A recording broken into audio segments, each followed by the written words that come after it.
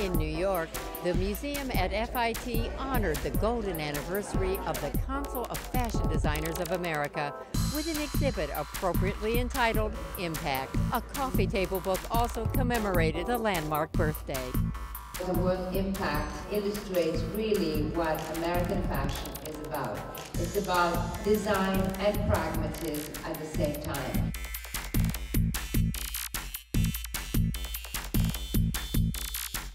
It's about the impact that American fashion had in the world, and I think American fashion is really very precise.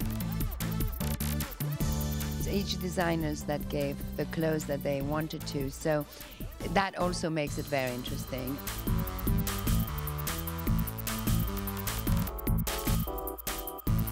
I'm very pragmatic, but I'm indulgent also. What we put into the exhibit at FIT, I mean, if I could, I would just live in a sweatshirt and chinos every day. So it's a 10-ply cashmere sweatshirt and their hand bugle beaded chinos. And, you know, to me, that is kind of the best of both worlds. The reality is, Americans invented sportswear. We know about ease and comfort, and that's how the world dresses.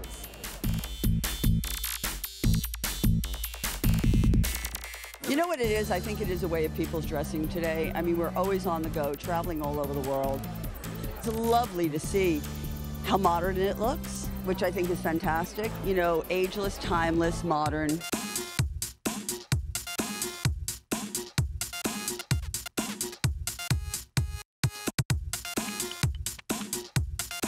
The piece is from a past spring collection, and it was the dress that inspired Michelle Obama's election night dress. I'm very proud to be part of the exhibit. It's beautiful, and really to see all the other American designers through the years, Mary McFadden, Jeffrey Bean. It's very exciting.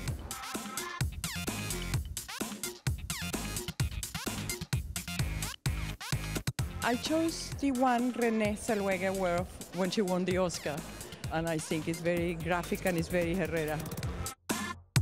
Normally when you do a project with so many different voices, I thought we were going to have just a discordant cacophony. We would not have harmony. But the reality is the designers submitted their pictures and their impact statements for the book and objects. I realized that the diversity was the strength in this process. It would have been wrong for us as curators to try and tell someone like Mr. Ralph Lauren or Oscar de la Renta, here, we think this is what you should present. They're the ones who do it day in, day out. They know in their hearts what their message is, and who better than the designer themselves to make that statement.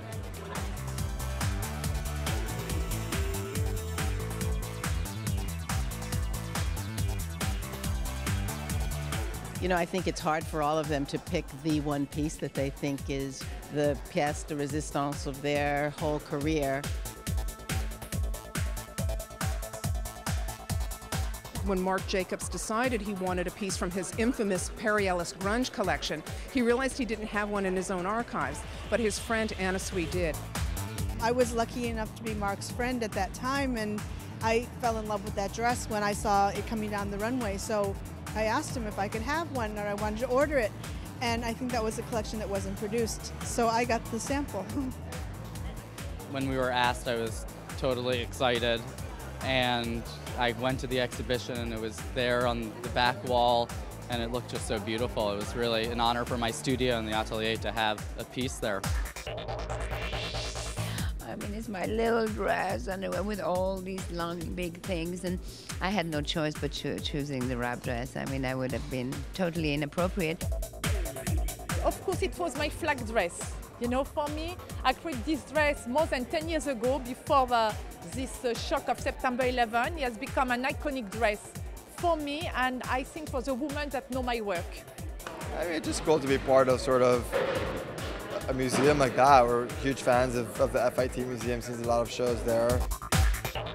I love the exhibit. I think it demonstrates the diversity of American fashion, and I think CFDA can be proud for really being the wingman, sort of, to the industry and in support of designers. I really hope lots of people will see the show, and the people who can't see the show can get the book.